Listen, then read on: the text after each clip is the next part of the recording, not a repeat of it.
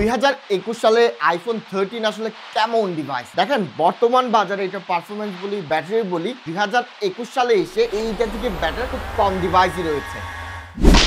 sorry এইটা তো 2025 সাল চলেন দেখি 2025 এ আইফোন 13 আসলে কেমন শুরুতে এটার ভালো দিকটা নিয়ে আলাপ করি যারা পারফরমেন্স এবং ক্যামেরার জন্য আপগ্রেড করতে যাচ্ছেন iPhone x iPhone XR iPhone 11 থেকে it's more then enough for them এবার পারফরমেন্স যদি দেখি দেখেন এইটা তো আপনারা 60 এফপিএস এ পাবজি বলেন ফ্রি ফায়ার বলেন খুব ভালোভাবেই খেলতে পারবেন পারফরমেন্সে কোনো ইস্যুই আপনার চোখে পড়বে না এবার ব্যাক সাইডটা নিয়ে আলাপ করা যাক এখানে পেয়ে যাবেন 60 হার্টজ এর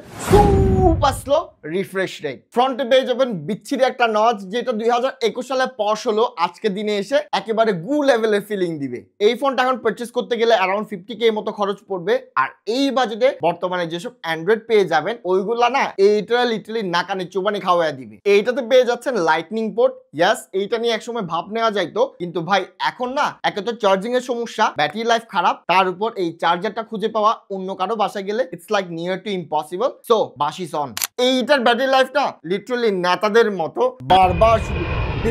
এসে চলে যাবে আই মিন এটা ব্যাটারি লাইফ একেবারে গু লেভেলের আপনার লিটারালি আপনি যদি একজন হেভি ইউজার হয়ে থাকেন আপনার 3 থেকে 4 বার ডেইলি চার্জ করা লাগবেই